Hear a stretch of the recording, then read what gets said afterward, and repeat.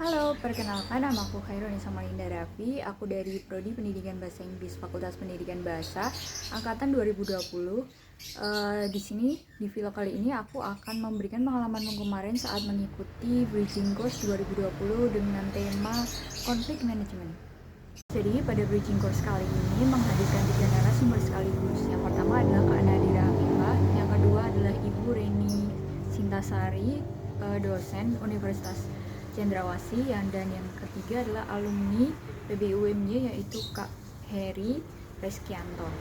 Nah, menurut kesan-kesan saya mengenai tiga narasumber ini benar-benar sangat menginspiratif karena mereka membagikan pengalaman-pengalaman mereka mengenai konflik manajemen atau masalah-masalah yang mereka hadapi saat mereka menuju ke proses mereka untuk mencapai tujuan yang atau tujuan yang mereka inginkan atau cita-cita mereka sampai ke titik mereka yang saat ini, dan dipastikan mereka memiliki banyak tantangan dan masalah, dan mereka menceritakan pengalaman seperti Kak Nadira yang pernah mengalami kegagalan di saat teman-temannya udah lulus duluan, tapi ternyata ada suatu kejadian ketika Kak Nadira tuh tidak prosesnya tuh tidak sesuai ekspektasi dia, jadi dia mengalami kegagalan. Dan bener sih, pengalaman Kak Nadira itu juga relate ke pengalaman pribadi aku, karena nggak semuanya itu harus sesuai ekspektasi kita dan harus berjalan mulus, tapi pasti ada suatu kegagalan atau masalah-masalah atau hambatan yang akan akan kita hadapi ke depannya. Nah, ada juga pengalaman dari Bu Reni Sintasari yang waktu mengajar di Papua itu benar-benar ada pengalaman-pengalaman yang benar-benar luar biasa, karena di Papua yang kita tahu kesadaran siswa untuk belajar tuh masih agak kurang, tidak seperti di Jawa, dan banyak sekali tantangan yang Bu Reni harus hadapi dalam untuk memberikan pendidikan kepada mahasiswa-mahasiswa di Papua. Jadi dan tentunya dengan Kak Heri juga yang memberikan pengalaman dia ketika waktu masih ada di PBI. Dia menceritakan pertama kali bagaimana masuk di PBI seperti itu. Dan mereka juga memberikan solusi bagaimana kalau kita sedang dihadapkan oleh masalah yang sedang menimpa kita. Jadi kan kita merasa sedih, insecure, wajar. Gagal tuh wajar banget. Kita kalau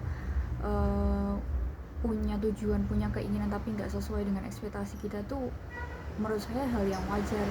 Namun yang nggak wajar tuh yang ketika kita selalu meratapi kegagalan kita, dan itu bakal berefek ke kegiatan kita yang lain. Mungkin kita jadi kayak malah nggak mood belajar atau malah nggak fokus untuk mengerjakan pekerjaan kita. Jadi solusinya adalah kita harus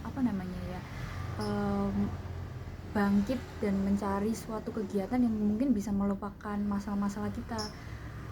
Bukan melupakan sih, kayak lebih supaya nggak terus kepikiran. Dan kita mungkin kalau kita mencari kegiatan yang tujuannya pertama kita untuk melupakan masalah yang kita hadapi, mungkin dari situ kita dapat pengalaman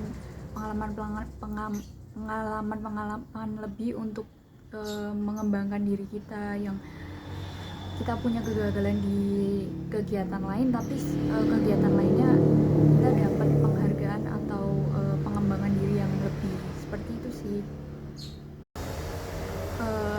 Kalau buat saya sendiri, inspirasi dari tiga narasumber ini benar-benar sangat bermanfaat untuk mengembangkan diri di masa depan, bagaimana menghadapi suatu masalah dan solusinya tuh gimana. Jadi yang saya tangkap sih, jangan putus asa kalau kita tuh punya satu rencana yang gagal gitu. Jadi lebih baiknya kita punya banyak plan buat dikerjakan atau buat kita jadikan tujuan kedepannya, supaya kalau misalnya plan yang pertama itu enggak tercapai atau kita mengalami kegagalan dalam itu, kita masih punya banyak cadangan untuk bisa mengembangkan diri, bisa meraih tujuan kita kedepannya. Untuk mengembangkan diri itu bagaimana, jadi nggak cuma di satu tujuan aja, di satu cara bagaimana kita mengembangkan diri. Seperti itu sih, karena kita nggak akan tahu apa yang akan kita hadapi ke depannya. Mungkin ada banyak masalah-masalah yang akan menimpa, yang mungkin bisa berdampak pada kegagalan proses kita untuk mengembangkan diri atau mencapai tujuan kita ke depannya. Kita nggak akan tahu, jadi lebih banyak rencana, lebih banyak solusi yang akan bisa kita dapatkan. Seperti itu sih kalau inspirasi. Dan yang pesan harus diingat itu, kalau misalnya ada masalah, kita nggak perlu meratapi terus. Kita harus tetap bangkit dan cari solusi gimana sih supaya kita nggak terus-terusan kepikiran sama masalah kita terus.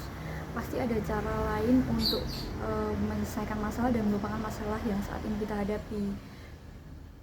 Sekian yang bisa dapat saya sampaikan mengenai pengalaman saya di vlog kali ini mengenai book bridging course 2020 kemarin. Semoga kedepannya bisa mendatangkan berbagai narasumber yang inspiratif lagi, supaya kita bisa mendapatkan pengalaman dan motivasi yang menginspirasi kita untuk kedepannya. Terima kasih.